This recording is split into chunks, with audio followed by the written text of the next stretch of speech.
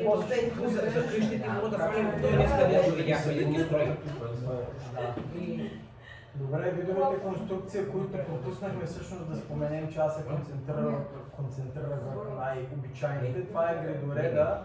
Сега той гредореда е стар вид строителство, което най-вече се е ползвало в централни части на градовете. То не е по друга причина, просто тогава не е имало други квартали. Строителството е било единствено и само в центъра.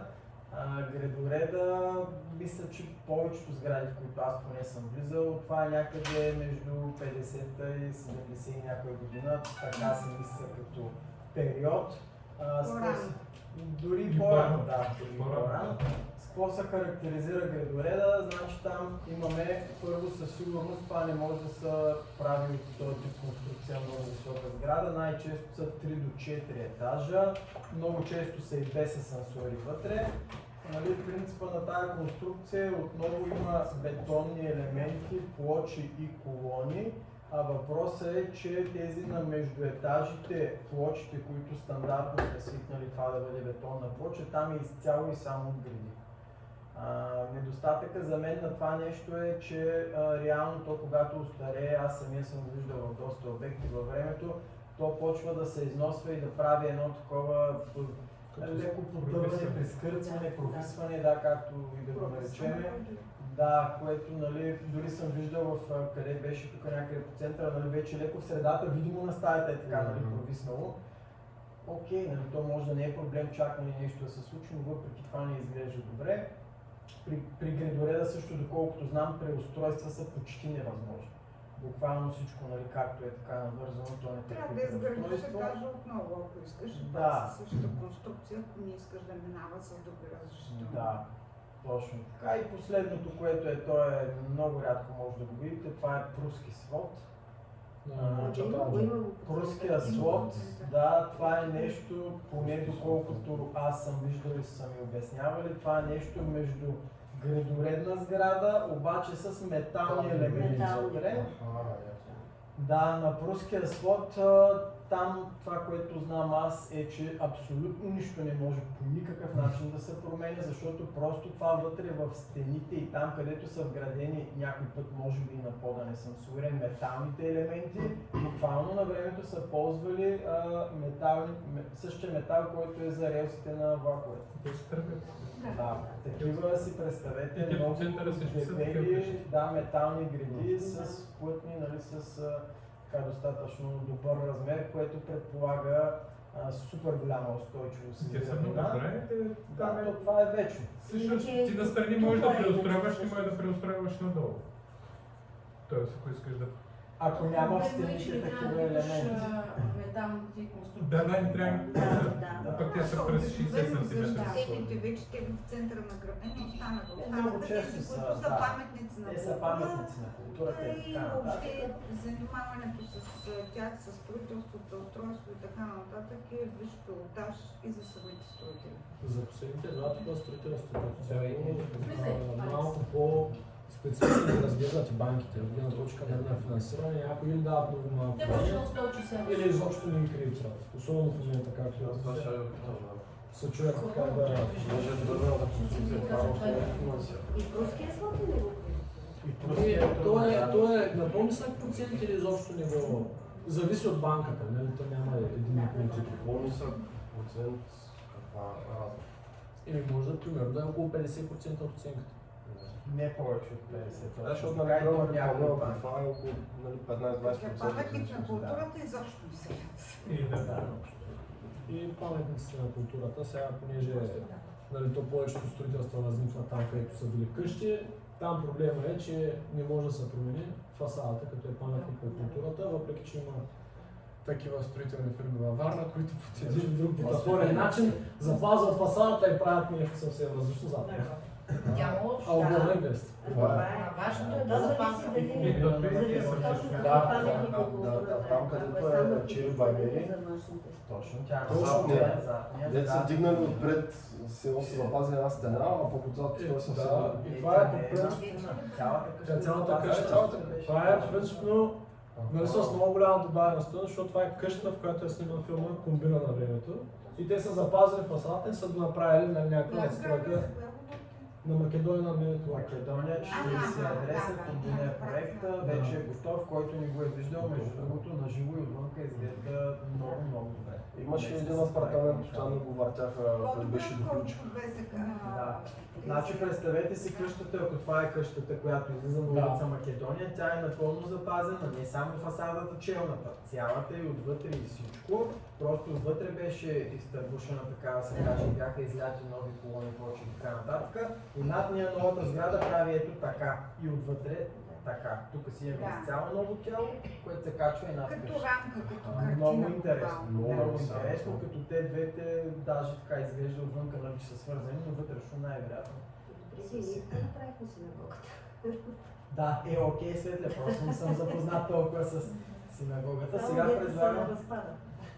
Сега предлагам, ако някой иска нещо да пита, така да го направим и като въпросчета дискусия относно темата, за която сме се събрали вече, ако ли не. Примерно ЕПК, самата абревиатура, всички знаете ли какво означава? Площен.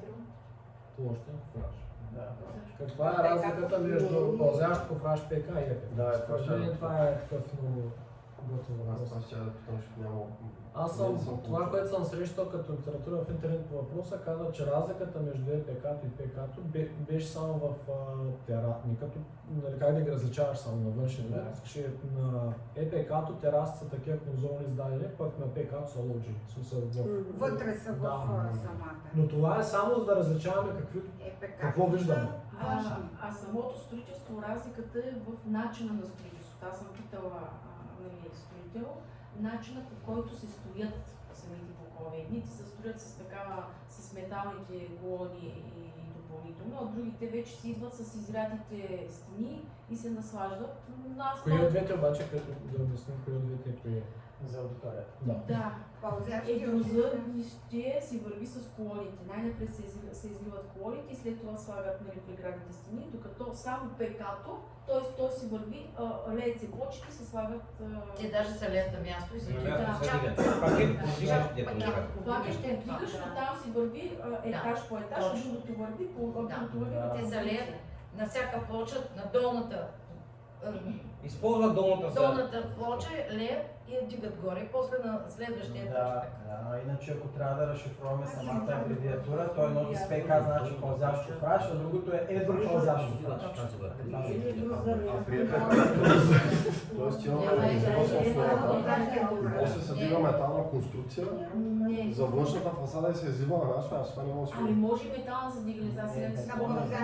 Бетон не знам как се ги лели. Но да се издига, но леят на място. На място го леят, но се тема е да кажем, това е един модела, както това изглежда фасадата и те наливат, отгоре се изливат, как се съсипа и Нещо такова в въпроса е, че никой от нас тогава... За да може да го разберем, трябва да има някой да го изяснил като видео, да го видим. Защото аз съм чул много по темата, но не мога да си го представя, как изглежда, то не ми стига въображението, изливат се на място и се подига нагоре, излива се и се подига. Сега мога да ви кажа новото как се... Те са с такива, те са с уши, те са слагат уши и с крайно и се дива с Според мен разликата, само да завършим на тази тема между ЕПК и ПК е сигурно толкова нищожно, че въобще няма нужда да никаква идея да разграничаваме. То ще е нещо много малко в... Принципа ще е много сходен. Това е само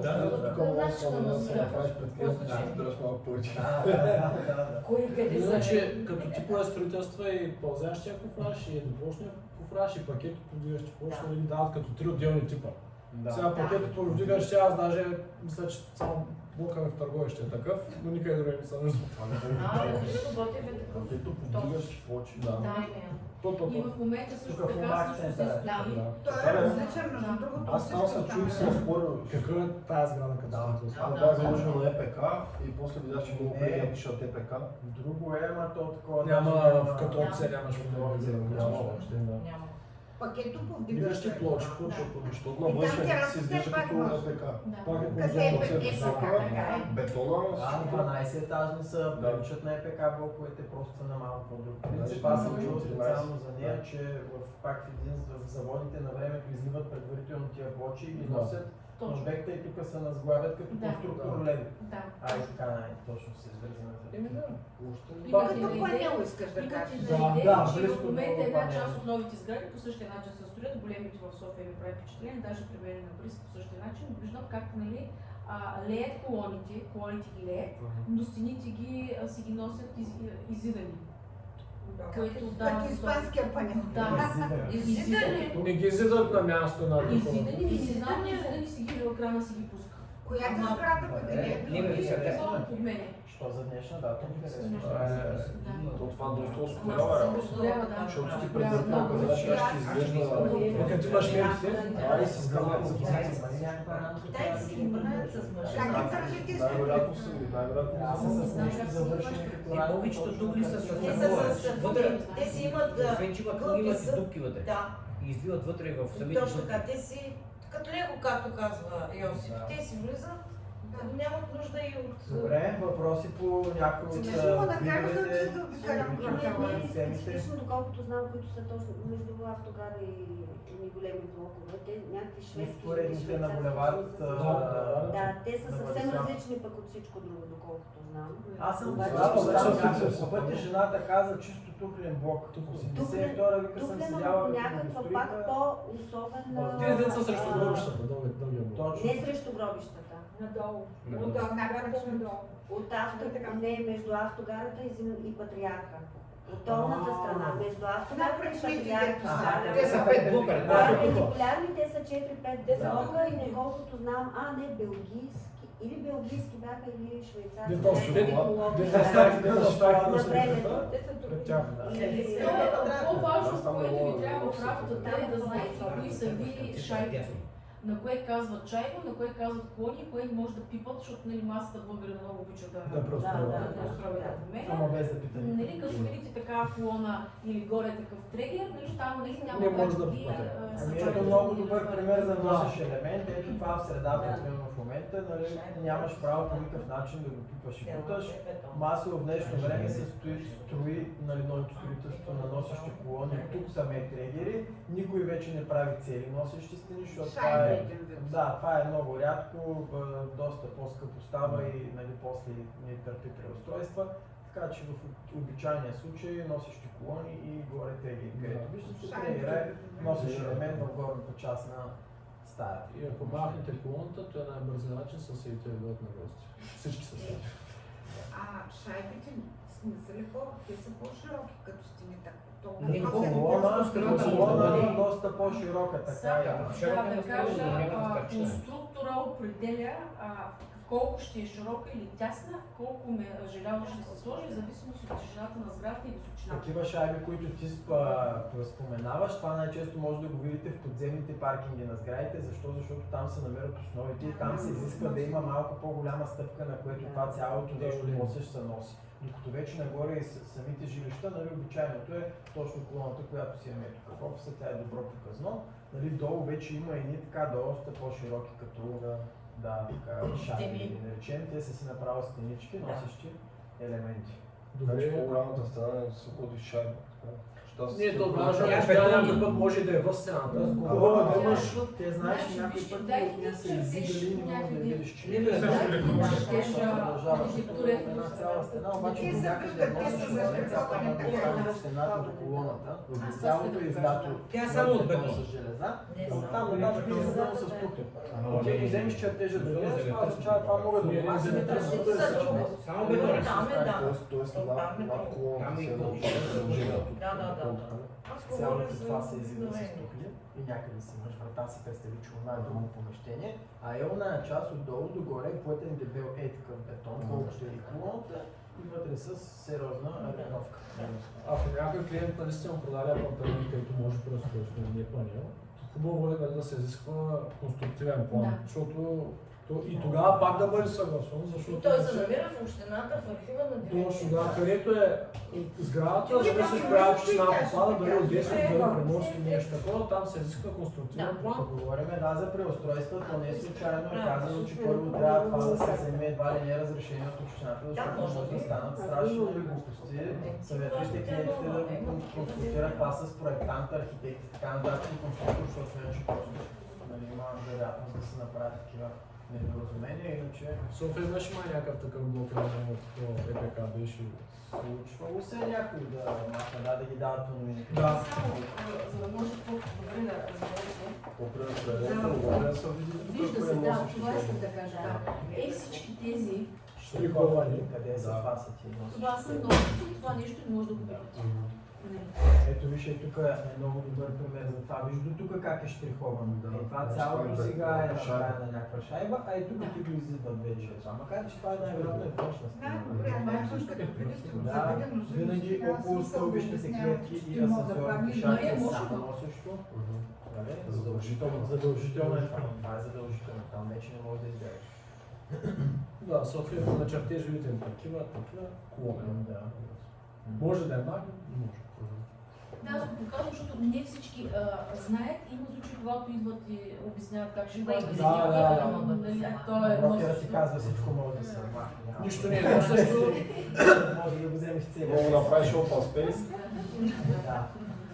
Има и друго нещо, при готови построени жилища вече, примерно, нещо, което продаваме в Туречка. Продавача в желанието с такива смехори, значи най-добре никой да не се ангажира. Казва, нали, добре, ако искаш самия продавач да си извади там, да си донесе копия от архитектурата и оттам вече ще се види какво е що. Защото това ангажимент е много неприятен. още нещо за което се сетих. Сега към апартаментите, знаете, се продава земя, ама не. В старото строителство, нали, както е ЕПК, ПК, панел, там е върху държавна земя, там това, което са прехвърли, не са идеални части от парцела, само идеални части от правото на строеж. Отстъпено право на строеж. Когато прехвърляме на ново строителство, по принцип се прехвърлят вече идеални части от парцела. Казвам по принцип, защото съм виждал такива, в които не прехвърлят земя. 90% от случаите се вървят с земята. Да. Но когато са стари сгради върху държавна земя, няма как да прехвърлят. Знаете ли какво значи право на строеж? Това означава, защото ме има погледна. Да. Значи ти я дават в И после оценка, бележника за оценка. Тоест, като дори да падне сградата, да трябва да се дигне нова, ти имаш право там за определен период. До Колко е този период? Знаем. 5 години. 5 години. Това е, да, това е като... Трябва да упражниш правото си. Дома.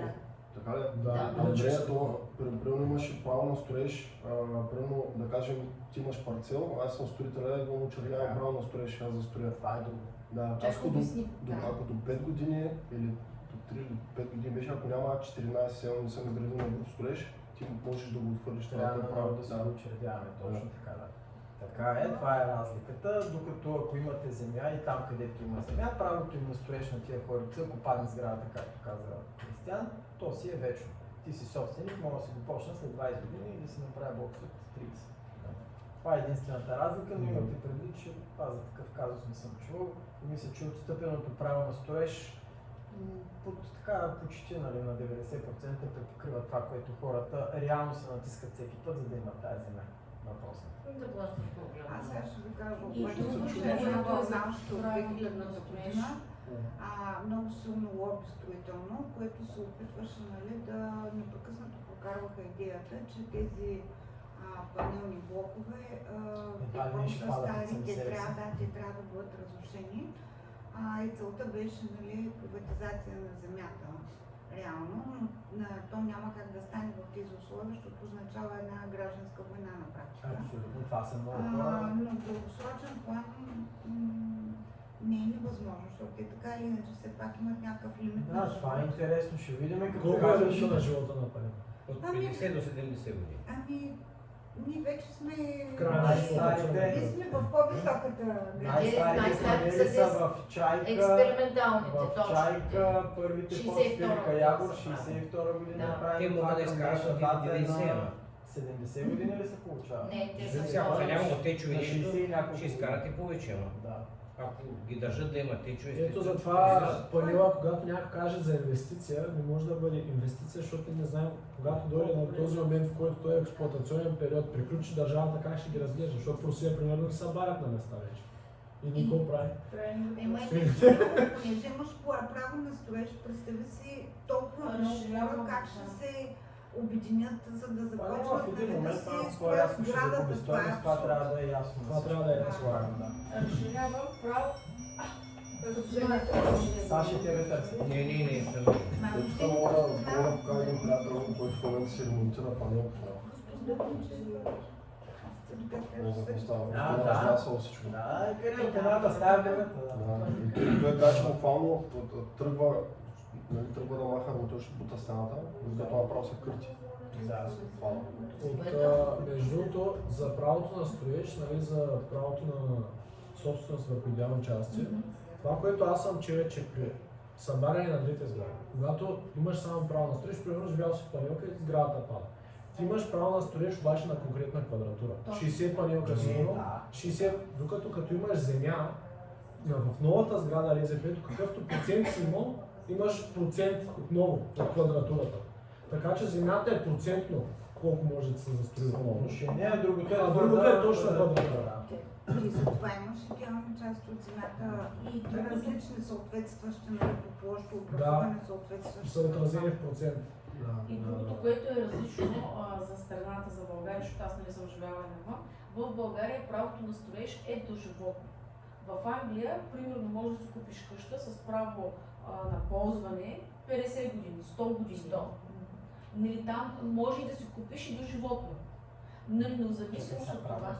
Право на ползване. Право на ползване. Земята е на кралицата. Да, земя, това е но интересно, че Има и частно. Има и частна. едните блокчета се продават с определено право на ползване, купуваш за 50 години, за 100 ти, ако починиш, твоите наследници, нали, колко се плати от мен. А тези, които са доживотните, там си го ползваш доживотно. Затова цените са различни. Едната къща е по-малко пари, другата струва примерно 5 пъти повече. Разликата в правото на ползване. При нас е едно, нали, но не е... Я разкажи сега, добре, ако е доживотно едното, пък другото си го платил за 100 години. Имаш разлика в После ти дават право пак да ти го купиш така за и 100 за 100 години. години. Нали, Не, можеш да го купиш пак. Другия. Това твоите деца имат Твоите деца. твоите деца имат възможността да платят Пак за още 100 години. Нов абонамент си правиш на Това за доживот или за 100 години? И може да ги надграждаш 100 години. А до живота, ако си как е? нищо, ти си Както узнаеш. тук в България. Купуваш по-скъпо явно. Те са фрихол и лисхол. Два типа, значи всички дали апартаменти, дали къщи. Значи фрихол означава ти купуваш къщата до животно. Лисхол ти я взимаш като под наем, си представи. Ти договаряш наема за 100 години. Разбрах. Сумата За за 100 100. години още, да. Да. А другото е вече го предаваш на наследство и децата ти. За винаги е твое. Той по-важното, нали, за земята тук защо е? Защото, примерно, ето като някой ходи на оглед, като ви кажат на павилната или на ЕПК, ето им е парко място, че няма как да е парко място, защото той няма земя.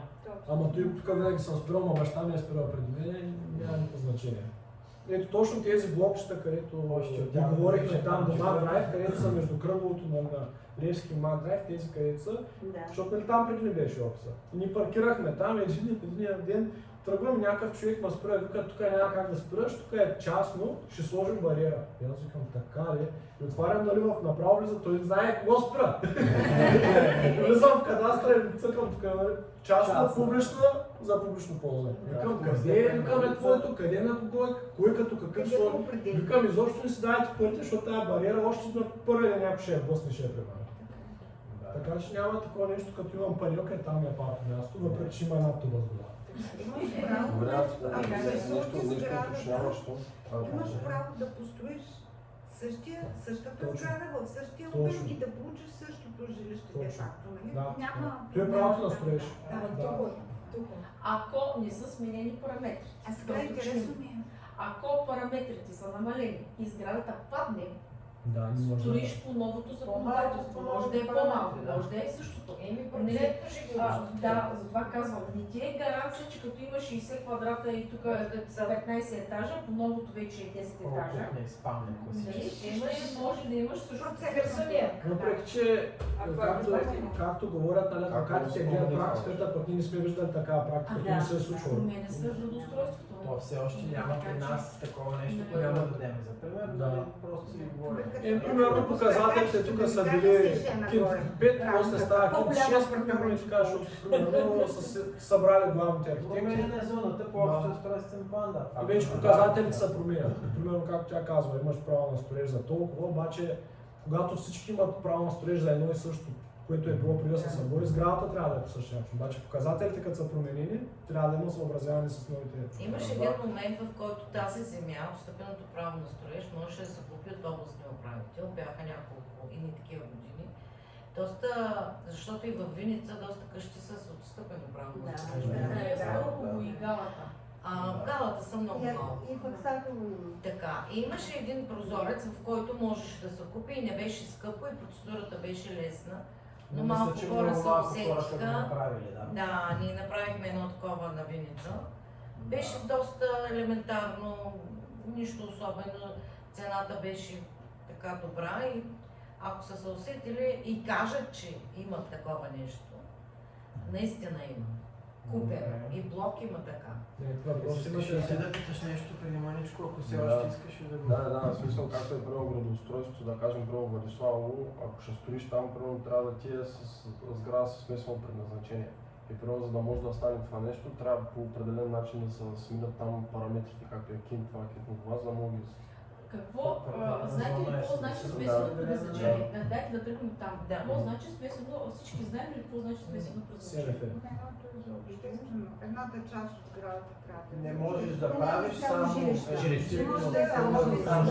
Или само офиси, задължават това в определена пропорция, най-често е 60/40 или 50/50. Добре, ако имаш къща СМФ, какво значи? Защото има и къща.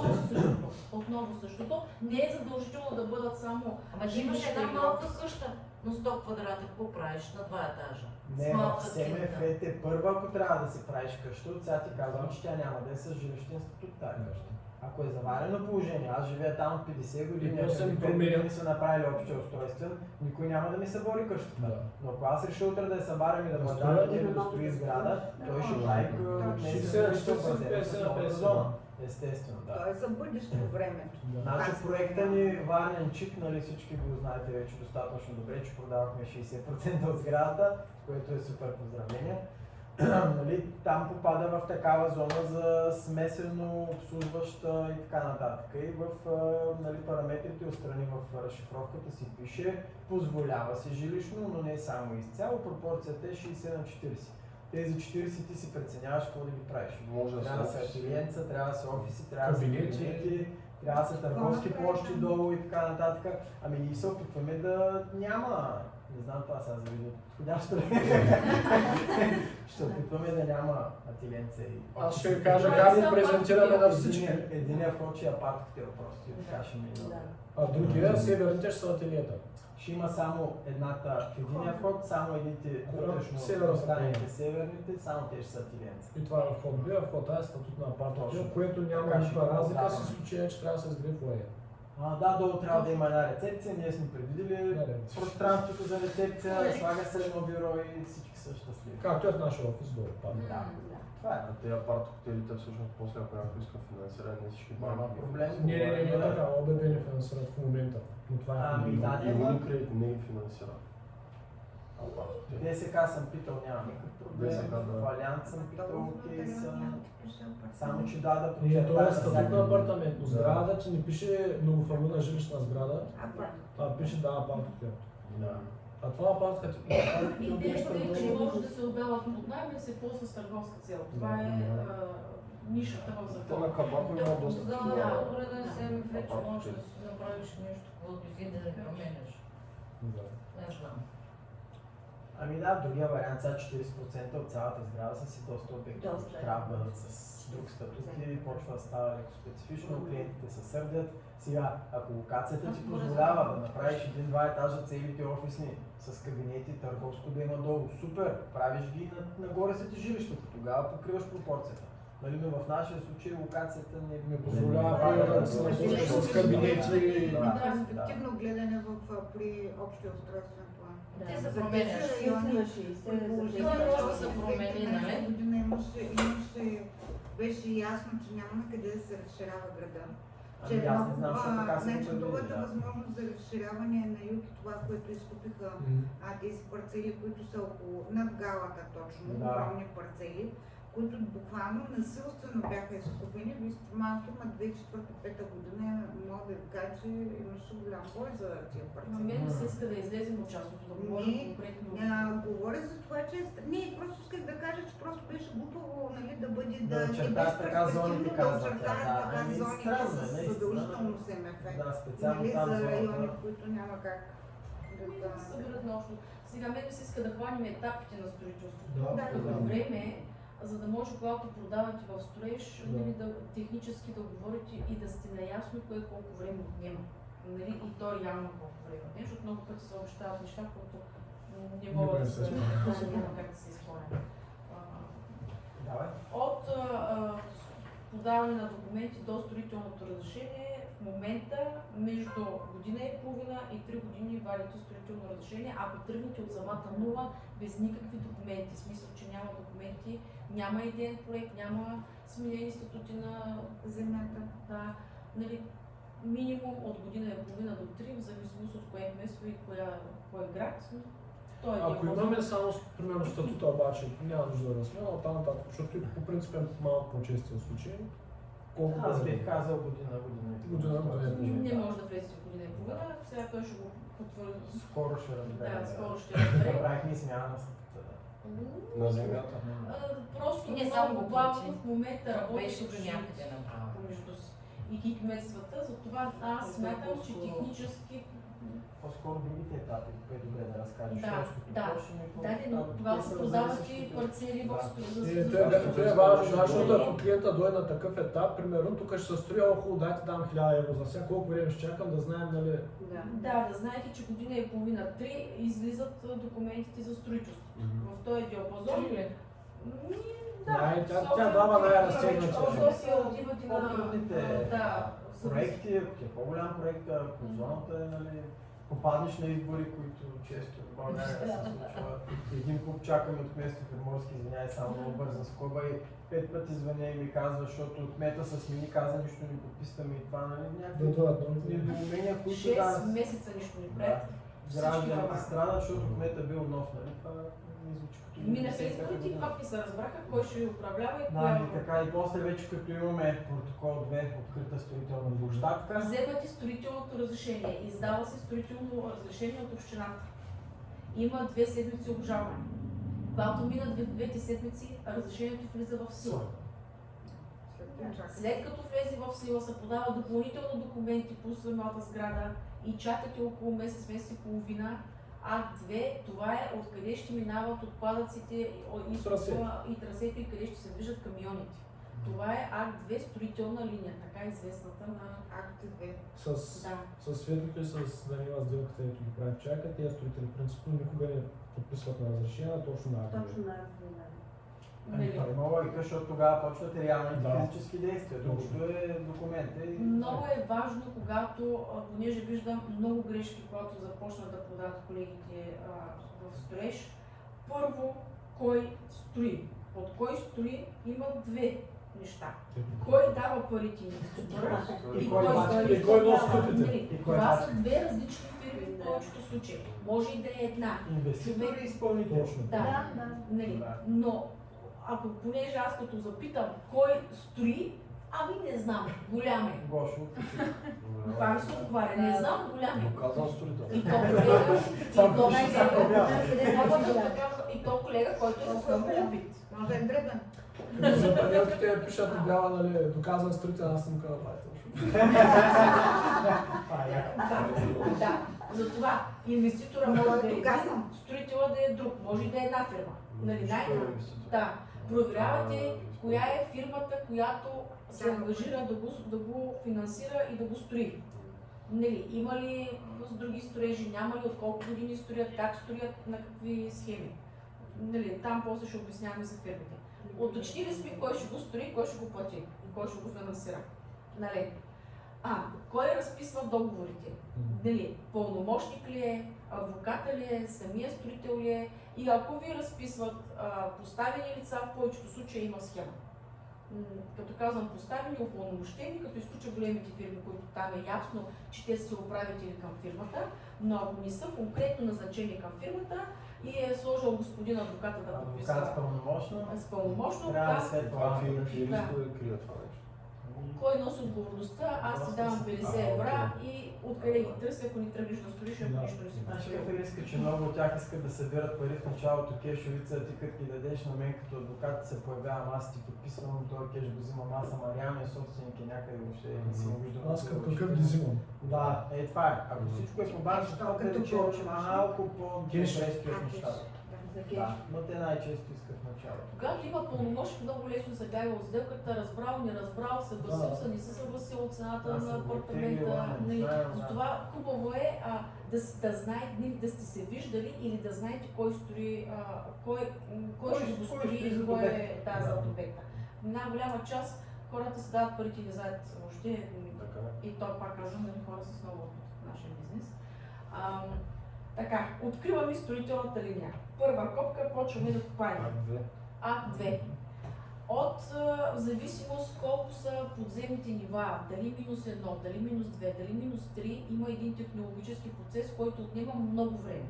Дали има отдолу скала, дали е глина, дали е пясък, дали отстрани около вас има други сгради. Подпочвени води много често проблема, Варна.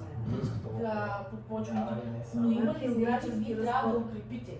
Те трябва да и това до много голяма забава да укрепиш, да не събориш съседите и да не ги напукаш. Нали, вече като излезеш от основите, вече нагоре по-бързо върви обекта. Но в зависимост колкото са повече нивата на минус, посагайте по едни 2 месеца на минус 1 ниво, значи ако са минус 3, едни 6 месеца ти половин година само основи под Това е най-трудното и заедно докато се експлуатира. Най-трудно изпълнимо, най-скъпо и най-бавно се случва. Оттам нагоре наистина вече вървят малко по-леко нещата. Грубо според мен от откриване на строителна площадка до Акт 14 завършен груб строеж трябва средно около 12 до 15 месеца, зависи от обекта. Зависи от резата. Да. Разбира се, говорим сега за някакво средно такова РЗП сграда, някакви проекти в София по 40, 50 и 100 хиляди квадрата, естествено, че става по-бавно. Другото, което е, ако са няколко блокчета на разрешителното, трябва да проверите как се актуват. Това е също специфика. Заедно да по-отделно. Да, разрешителното обикновено го вземат заедно и в последствие, защото по-бързо излиза и по-лесно излиза при това да вадиш за 5 сгради отделни разрешителни, вземат ги заедно и в последствие го разделят и ги актуват по-отделно, като почнат да копаят. Но трябва да проверите дали тези блокчета или входове, защото понякога са свързани входовете, като входове, дали се актуват заедно или ще се актуват по-отделно. Защото това нещо ще забави.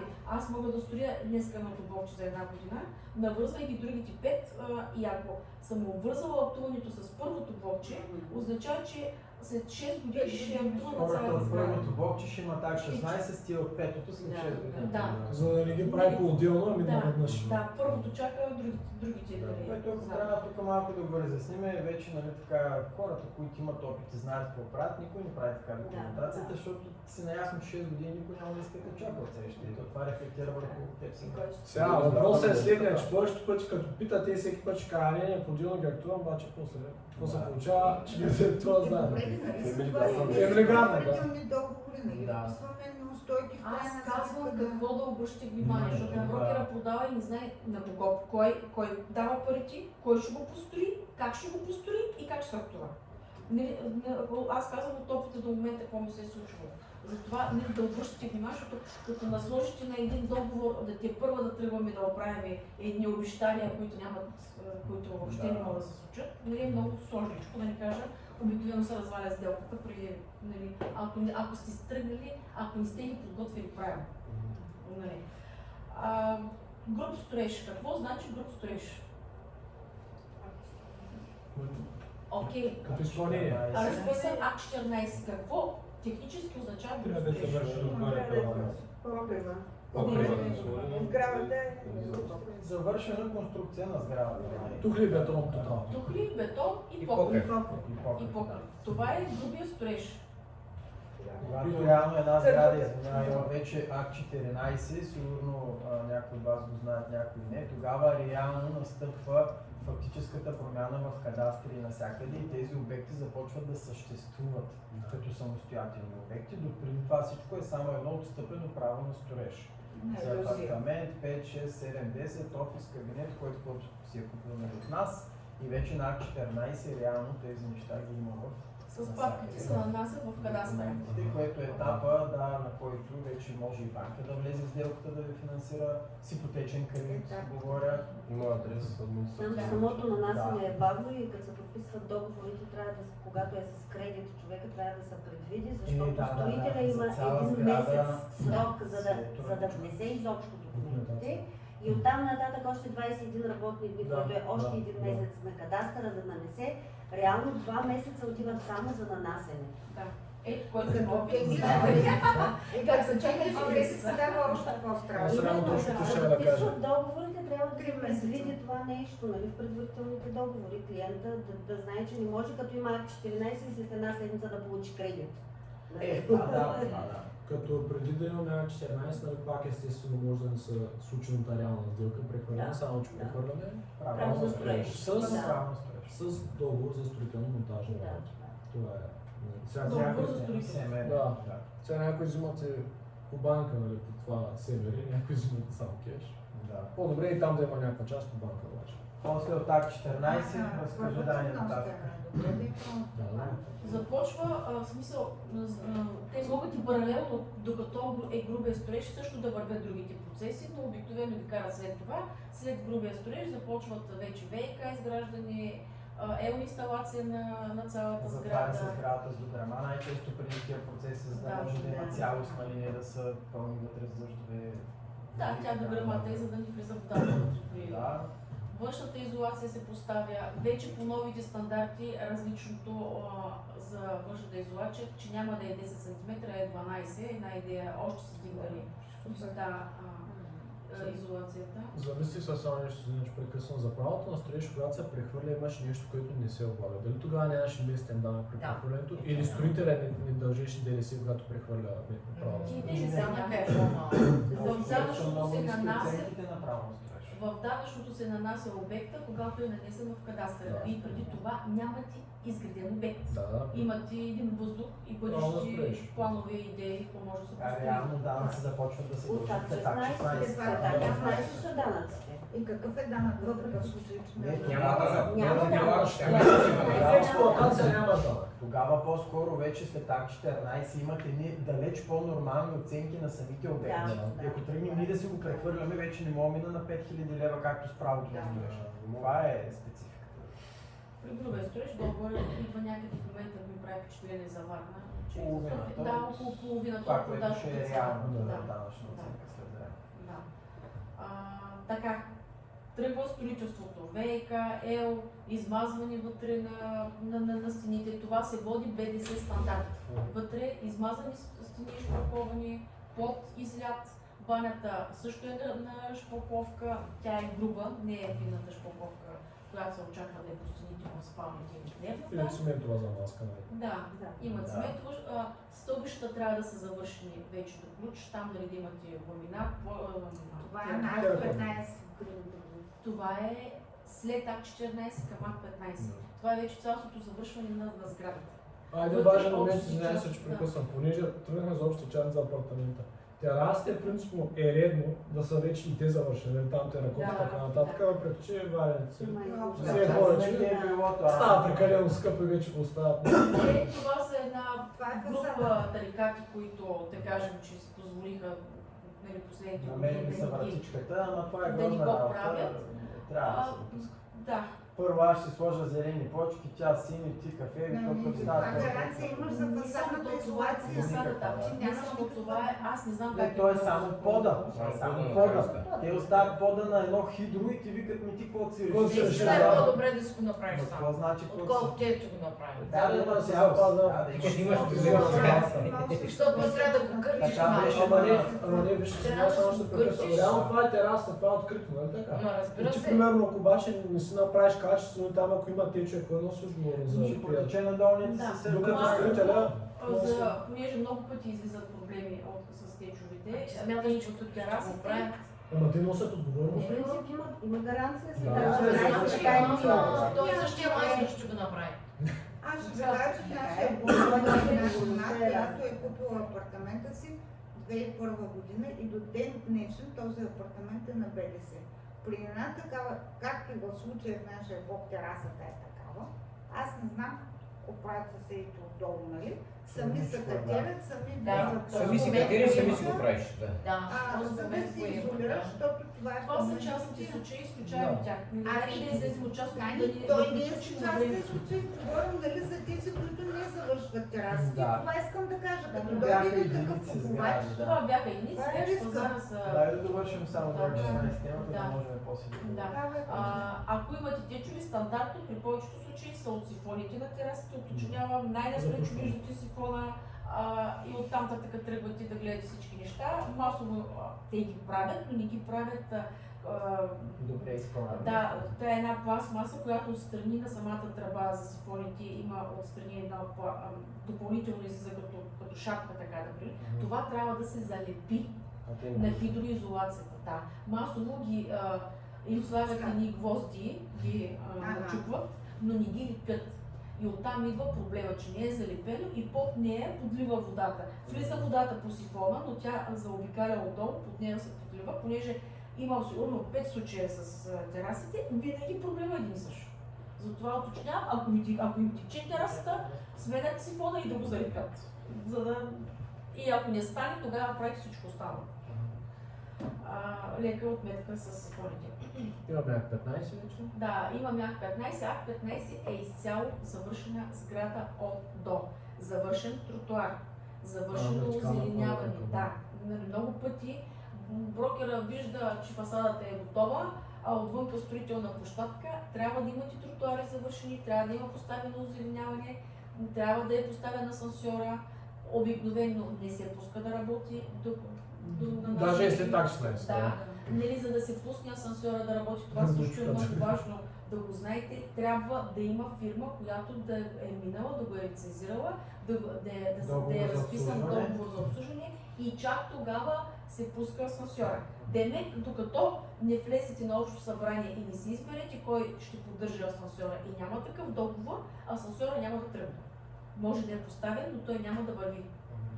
Затова имаме АК 16, но много пъти асансьора не върви, защото няма поддържаща фирма, която да носи отговорността, ако нещо се случи по време на експлоатацията на асансьора. А като време, колко време отива от АК 14 до АК 15? Още толкова, колкото беше и от нулата до АК 14. Година и половина. 12-15 месеца. Това запомнете се и двата етапа.